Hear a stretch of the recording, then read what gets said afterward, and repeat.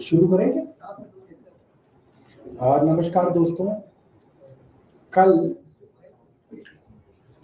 दिल्ली की बवाना विधानसभा, जिसके विधायक रविंद्र इंद्रराज जी हैं और वो समाज कल्याण विभाग के मंत्री भी हैं, उनकी विधानसभा क्षेत्र के रोहिणी इलाके सेक्टर 17 के निकट एक बड़ा जेजे क्लस्टर आग पकड़ता है।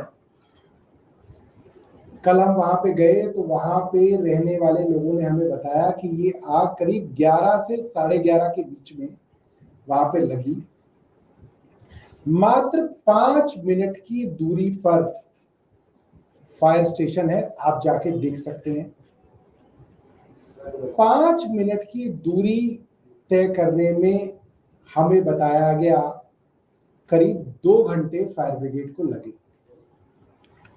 जब तक फायर ब्रिगेड आई, आप सोचिए जब फायर ब्रिगेड आती है तो लोग उसकी मदद करते हैं कि फायर ब्रिगेड आ गई, आग बुझाई जाएगी, मगर लोगों ने पत्थरबाजी की।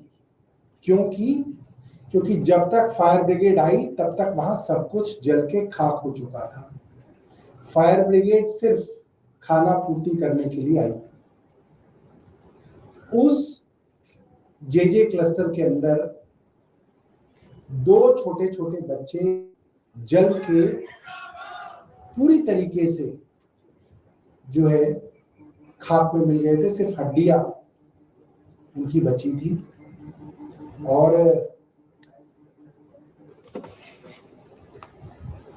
ढूंढ के उनकी लाश को निकाला गया। वहां पे जब हम लोग पहुंचे कल रात को करीब 9:30 बजे, वहां पे हमारे कई विधायक और पार्षद साथी भी थे। वहां पे लोगों ने बताया कि सरकार की तरफ से कोई मदद उनके लिए नहीं पहुंची थी। मीडिया के साथी वहां पे मौजूद थे, उन्होंने देखा कि उनके सामने वहां के लोग बता रहे थे ना तो रोशनी थी, ना लाइट थी, ना टेंट था, ना खाना था, ना दवाइयां थी, ना मोबाइल टॉयलेट थी। 11 से 11:30 के बीच में ये आग लगी। दिल्ली की मुख्यमंत्री और वहां के स्थानीय विधायक और मंत्री बवाना में मन की बात सुन रहे थे, वहां से 10 मिनट की दूरी पर। आग लगने के बावजूद मुख्यमंत्री घटनास्थल पर नहीं पहुंची। मुख्यमंत्री ने इसके बारे में एक ट्वीट तक नहीं किया। जब हम रात को वहां पहुंचे, हमने मीडिया से बात की, ट्वीट किया, तो रात को 11 बजे मुख्यमंत्री जी ने ट्वीट करके कहा कि हम वहां पे दवाइयां, खाना, मोबाइल टॉयलेट सब कुछ भिजवा चुके हैं, जबकि वहां पे कुछ नहीं था। ये सब लोगों ने वहां देखा। कई सवाल वहां पे हुए जब हमने लोगों से बात की, तो लोगों ने कहा कि ये एक भूमि माफिया, एक लैंड माफिया उस जमीन को कब्जाना चाहता है जो जमीन डीडीए की है, और वहां पे एक तरफ से मकान बनने शुरू भी हो गए हैं, और इनको जलाया सिर्फ इसलिए गया है ताकि ये जमीन खाली हो जाए और डीडीए की जमीन पे एक भूमि माफिया कब्जा कर ले। वहां पे ईंटें रखी हुई हैं, अभी भी रखी हुई हैं। वहां पे कंस्ट्रक्शन चल रही थी। किसकी कंस्ट्रक्शन चल रही है? डीडीए की जमीन पे कैसे कंस्ट्रक्शन हो रही थी? झुग्गी क्लस्टर तो डूसिप का क्लस्टर है, उनको तो जब तक आप रिहेबिलिटेट नहीं करेंगे तब तक वो वहां रहेंगे, मगर वहां पे कोई भूमि माफिया कंस्ट्रक्शन नहीं कर सकता। वो कंस्ट्रक्शन कैसे चल रही थी और क्यों इतनी देर से वहां पे फायर ब्रिगेड पहुंची, ये बड़े सवाल हैं। हमारे कुछ सवाल हैं जो हमने सरकार से किए हैं, मुख्यमंत्री जी से किए हैं। पहला, पुलिस को और फायर ब्रिगेड को पहली सूचना इस आग की कितने बजे मिली, उसके कितनी देर बाद आग बुझाने का काम शुरू हो पाया और उस देरी के क्या कारण है? क्या आपने किसी अफसर पे इसके लिए कार्रवाई की है? मुख्यमंत्री जी को इस हादसे की सूचना कितने बजे मिली? बाकायदा उनकी सेक्रेटरी की, पुलिस की, दमकल विभाग की जिम्मेदारी है कि इसकी सूचना मुख्यमंत्री को दी गई होगी। मुख्यमंत्री जी बताएं उनको सूचना कब मिली। और अगर मुख्यमंत्री जी कह रही है कि रात को 11 बजे उन्हें सूचना मिली, फिर तो वहां के जो पुलिस के सीनियर अधिकारी हैं, फायर डिपार्टमेंट के सीनियर अधिकारी हैं और उनके अपने सेक्रेटरी हैं, उनकी जवाबदेही बनती है, उनके ऊपर कोई कार्रवाई हुई। अगर कार्रवाई नहीं हुई, इसका मतलब मुख्यमंत्री जी को सूचना थी। सर, एक आम आदमी एआई और चैट जीपीटी से क्यों भागे जा रहा है? क्यों उसको आसान शब्द में कोई सिखा नहीं पा रहा है? देखिए, एआई और चैट जीपीटी से लोगों के दिमाग में ना एक डर पैदा हो गया है कि भाई ये हमारी नौकरी खा रहा है, इसकी वजह से हमारी नौकरी चली जाएगी। लेकिन ऐसा नहीं है, आपकी नौकरी एआई चैट जीपीटी नहीं खा रहा है। एक बंदा जिसने एआई चैट जीपीटी सीखा है, वो उन लोगों की नौकरी खा रहा है जिसको एआई और चैट जीपीटी नहीं आता है।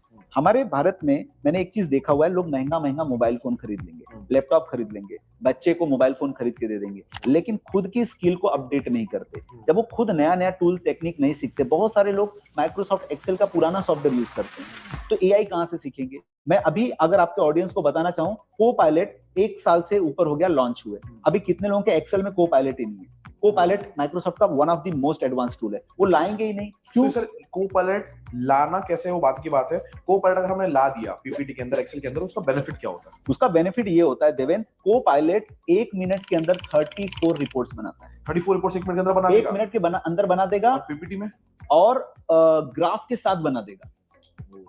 और आप डैशबोर्ड बना, उसी के हेल्प से डैशबोर्ड बना दो, और डैशबोर्ड को 20 से 40 हजार रुपए में मेरे स्टूडेंट ऑनलाइन सेल कर रहे हैं। फ्रीलांसिंग कर सकते हैं। फ्रीलांसिंग कर सकते और हैं। वही कोपायलट अगर पावरपॉइंट प्रेजेंटेशन में, एमएस वर्ड में डाले तो क्या बेनिफिट होगा? एमएस वर्ड के अंदर कोपायलट आ चुका है, उसके अंदर आप जो भी कमांड डालोगे कि मुझे ये कंटेंट रेडी करना है, ये एंटर मार दो, 1 मिनट के अंदर पूरा कंटेंट रेडी पूरा वर्ड में बना देगा। पूरा वर्ड में। आप कोई लॉयर है, उसको कुछ लेटर फ्रेमवर्क करना है, किसी को ईमेल लिखना है, किसी को कुछ कंटेंट लिखना है, आपका एमएस वर्ड कोपायलट में कर देगा, वर्ड में बन जाएगा, गूगल से कॉपी पेस्ट भी करने की जरूरत नहीं है। और पावरपॉइंट में, पावरपॉइंट पीपीटी बना, पूरा का पूरा पावरपॉइंट पीपीटी बनाने में आपको कितना समय लगता है? मुश्किल से 2 से 3 दिन, अगर अच्छा पीपीटी बनाना रहे, with animation, with image, graphics सब कुछ, राइट है। ये 1 मिनट के अंदर बना, 1 मिनट के अंदर कोपायलट बना देगा। कंटेंट भी बनाएगा, प्लस फोटो जनरेट करेगा विदाउट कॉपीराइट, गूगल से सर्च करने की जरूरत नहीं है।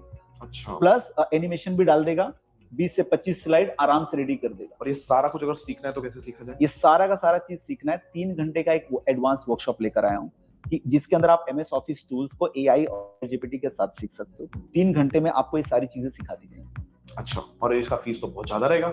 लगता बहुत ज्यादा है, लेकिन पूरे भारत के लिए और इंटरनेशनल स्टूडेंट्स भी इसको ज्वाइन कर सकते हैं। 199 रुपीज रखा है। सिर्फ मात्र 199 रुपीज? यस, मैं चाहता हूं कि लोग ये सारे tools and technique affordable fees में सीखें, क्योंकि बहुत सारे लोग इंडिया में आज कॉलेज की फीस भर चुके हैं, क्लासेस की फीस भर चुके हैं, उनको एक जॉब नहीं मिली है। तो मैं चाहता हूं, उतना पैसा वेस्ट किया ना, एक 199 3 घंटे मेरे वर्कशॉप में आओ, आंखें खुल जाएंगी कि पढ़ाते कैसे हैं, और वो चीज पढ़ाऊंगा जो इंडस्ट्री की डिमांड की है। कोई टाइम पास नहीं, कोई फालतू की चीज नहीं, काम की और सिर्फ काम की, जिससे आपकी सैलरी ग्रोथ मिले, जिससे आप फ्रीलांसिंग के लिए रेडी हो जाओ, काम की बात। मैं इस पे प्रतिक्रिया देना नहीं चाहती थी, मजबूरन उनको रात को 11 बजे प्रतिक्रिया देनी पड़ी, क्योंकि आम आदमी पार्टी से लोग वहां पे पहुंचे और उन्होंने सरकार से सवाल किए। वहां का नजारा इतना ज्यादा परेशान करने वाला था कि चारों तरफ जितनी झुग्गियां थी सब राख हो गई थी। लोग जमीन पर अपने परिवार के साथ अंधेरे में बैठे हुए थे। जानवर भी, वहां पे कई जानवर थे, बकरियां वगैरह, वो बैठी हुई थी और बैठे बैठे जो है वो जल चुकी थी। ये समझ लीजिए कि उनके सिर्फ जो है उनके स्केलेटन्स वहां पे जले हुए झुंड में दिख रहे थे। एक बाप ने रोते हुए बताया कि वो कूड़ा बिनता था, सुबह सुबह कूड़ा बिनने के लिए चला गया, बीवी किसी के घर पे नौकरी करती थी, वो चली गई, 4 साल का बेटा घर में था, आग लग गई, बेटा छुप के घर में बैठ गया ऐसे करके, और ऐसे ही जल के राख हो गया कूलर में। दूसरे किसी का बेटा 3 साल का था, एक बच्चे को बचा पाया, जब तक दूसरे बच्चे को बचाता तब तक आग बहुत भीषण हो गई, वो राख हो गया बच्चा। उसकी तस्वीरें हमने देखी, वो तस्वीरें देखने लायक नहीं थी। और इतनी संवेदना भी इस सरकार के अंदर नहीं बची कि 10 मिनट की दूरी पे रेखा गुप्ता वहां मौजूद थी और वो वहां तक नहीं गई। वहां के स्थानीय विधायक रात तक वहां पे नहीं थे। हम 10 बजे वहां पे थे, वहां पे स्थानीय विधायक नहीं पहुंचे थे। इंद्रराज जी मंत्री हैं, और आप वो पार्टी है जो चुनाव से 6 महीने पहले कहते हैं हम झुग्गी से यात्रा निकालेंगे। आप झुग्गी झोपड़ियों के अंदर कहते हैं हम रात्रि प्रवास करेंगे। आप रात को अपने बर्तन ले जाके उनके घरों में खाना खाते हैं। आप कहते हैं नहीं हम आपकी झुग्गी में आज रात को सोएंगे। वीरेंद्र सचदेवा कैरम खेल रहे हैं झुग्गी के बच्चों के साथ। दूसरा नेता जो है लूडो खेल रहा है बच्चों के साथ। कोई वहां पे जगराता कर रहा है, कोई वहां पे नाच गाना कर रहा है। क्यों? क्योंकि उन गरीब झुग्गी झोपड़ी वालों के आपको वोट लेने थे। उन गरीब से गरीब लोगों से भी गरीब भारतीय जनता पार्टी है, क्योंकि भारतीय जनता पार्टी वाले हाथ फैला के उनसे मांगने गए, वो नहीं आए इनके पास मांगने, ये मांगने गए उनसे वोट। और उनकी वोट लेने के बाद ये इतने बेशर्म हो गए कि इन्होंने फायर ब्रिगेड तक समय पर नहीं भेजी। बच्चे जल के मर गए, इनके पास वहां जाने का समय नहीं मिला। इससे ज्यादा घटिया बात क्या हो सकती है? और किसी दूर दराज के इलाके में हो तो चलो हो सकता है, आप दिल्ली के दिल्ली 10 मिनट के डिस्टेंस पे आप नहीं गए तो बड़ी बेशर्मी की बात है, बड़ी घटिया बात है। Only 6 days master Vedic mathematics.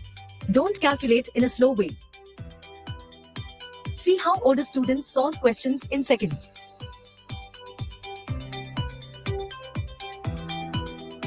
If your child is studying in class 1 to 10, Concepts Booster course costs only 29 rupees. Includes all core concepts. 50 plus maths tricks. Come and learn with teachers from IIT and NIT. Discount limited today only. Only 9 rupees today. Enroll now.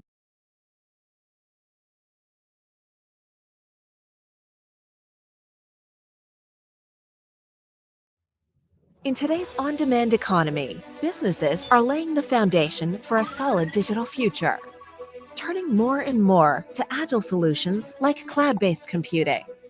As a result, networks need to be flexible, transparent, and intuitive, delivering efficiency, saving, and seamless performance around the clock.